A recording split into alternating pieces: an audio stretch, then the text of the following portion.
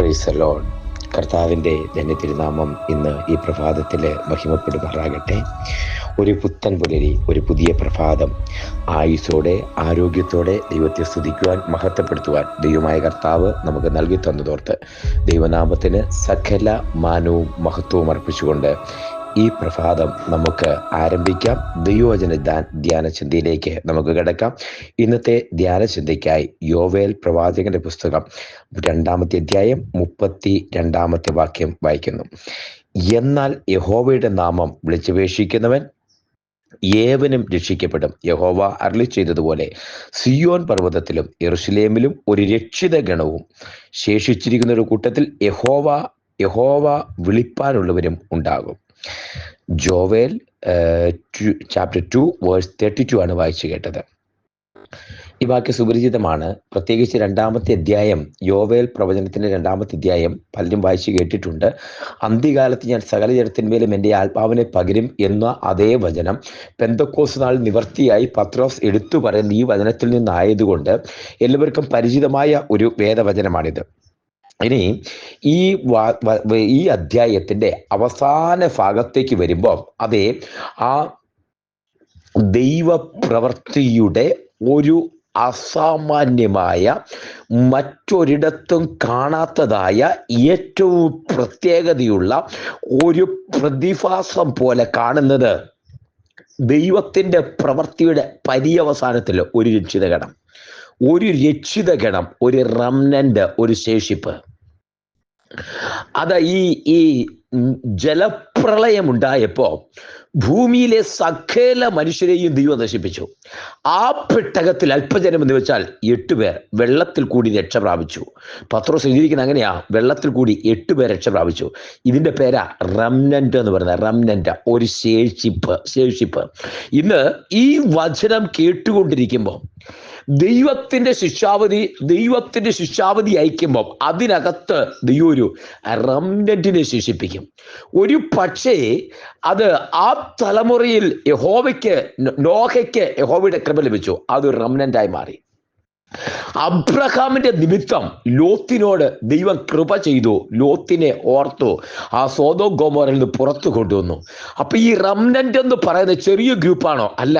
ദൈവത്തിന്റെ സന്നിധിയിൽ ചിലപ്പോൾ ഒരു രാജ്യം മുഴുവനാകാം. നിനവേ എന്ന് പറയുന്ന പട്ടണത്തില് ഉന്മൂലനാശം വരുത്തുമെന്ന് ദൈവം കൽപ്പിക്കുമ്പോൾ യോന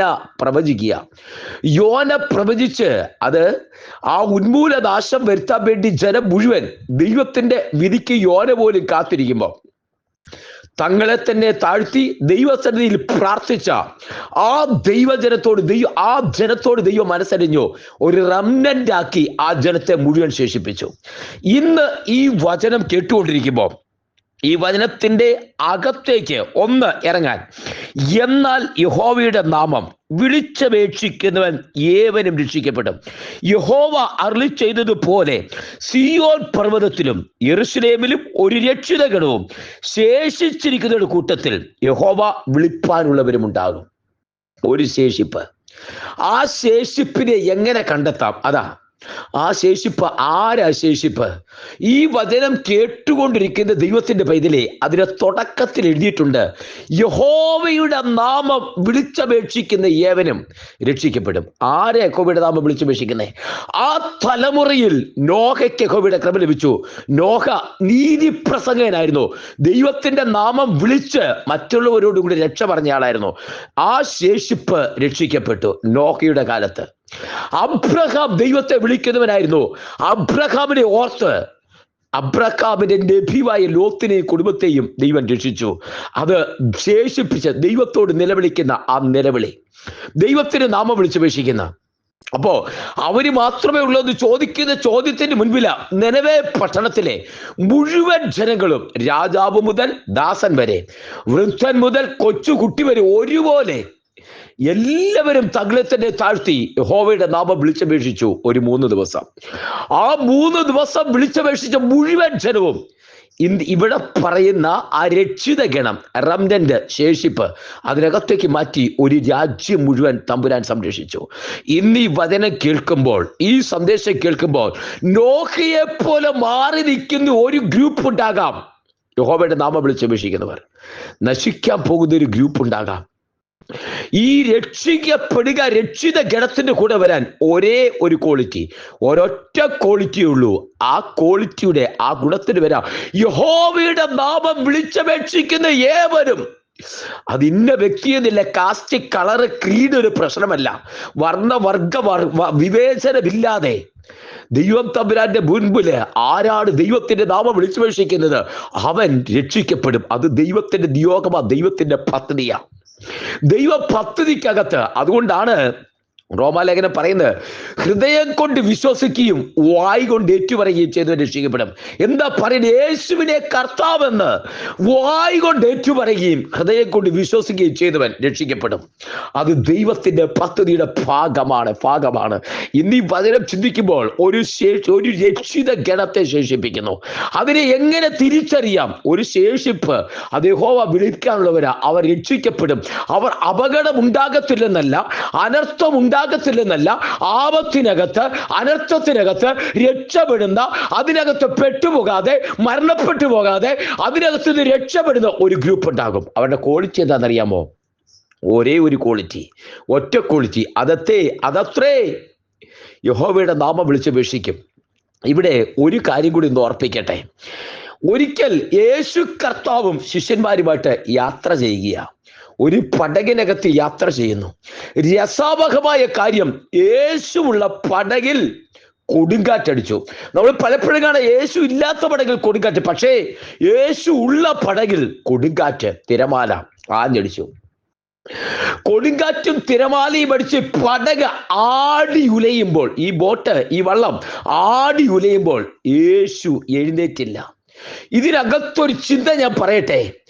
കൊടുങ്കാറ്റിന്റെ ശക്തിക്കാണോ, അതിന്റെ ശബ്ദത്തിനാണോ, ഒരു മനുഷ്യ ശബ്ദത്തിനാണോ ഒരു മനുഷ്യനെ ഉണർത്താൻ പോകുന്ന പ്രാപ്തിയുള്ളത്, ശബ്ദമുള്ളത്?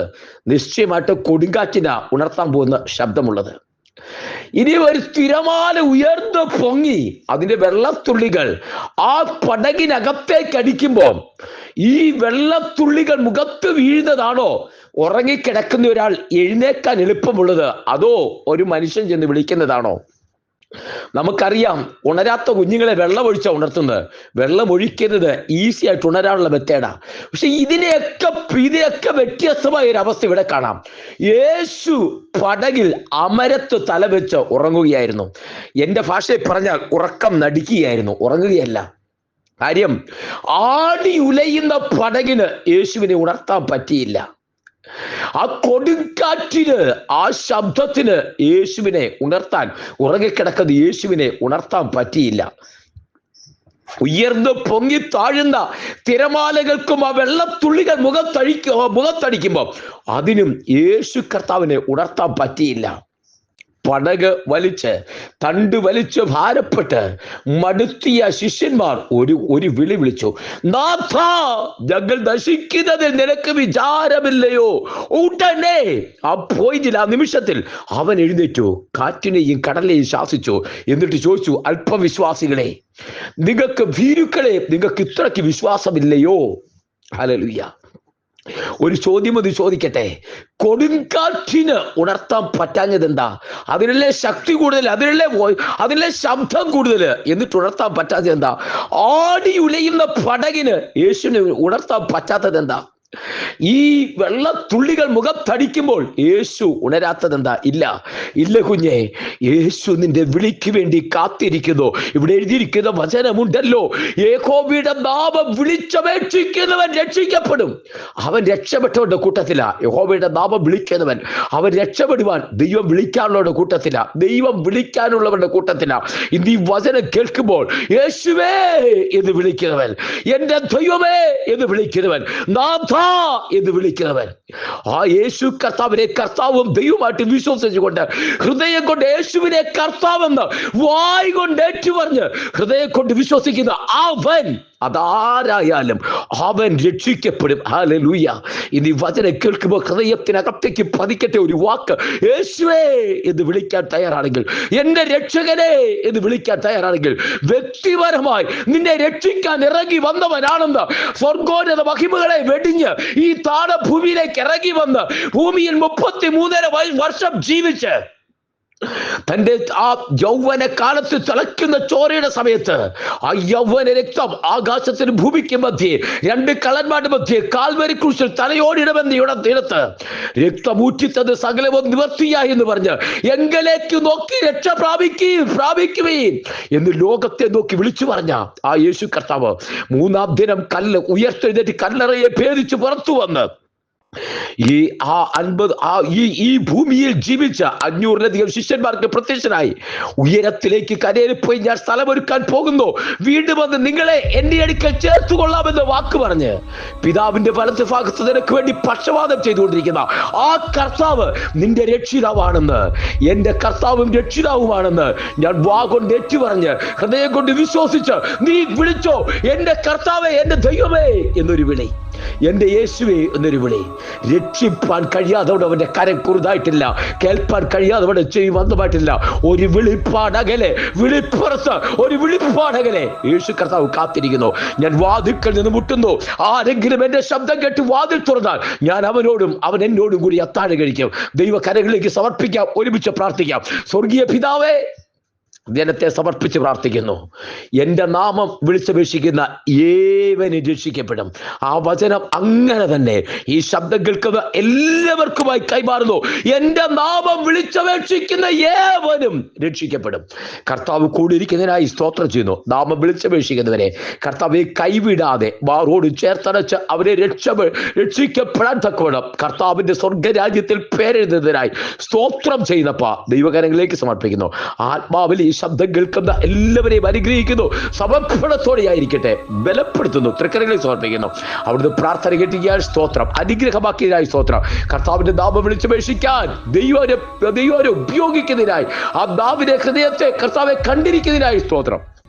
ആത്മാവിൽ അനുഗ്രഹിക്കുന്നു, തൃക്കരങ്ങളിൽ സമർപ്പിക്കുന്നു. പ്രാർത്ഥനയ്ക്കായി സ്തോത്രം, യേശുവിൻ നാമത്തിൽ തന്നെ.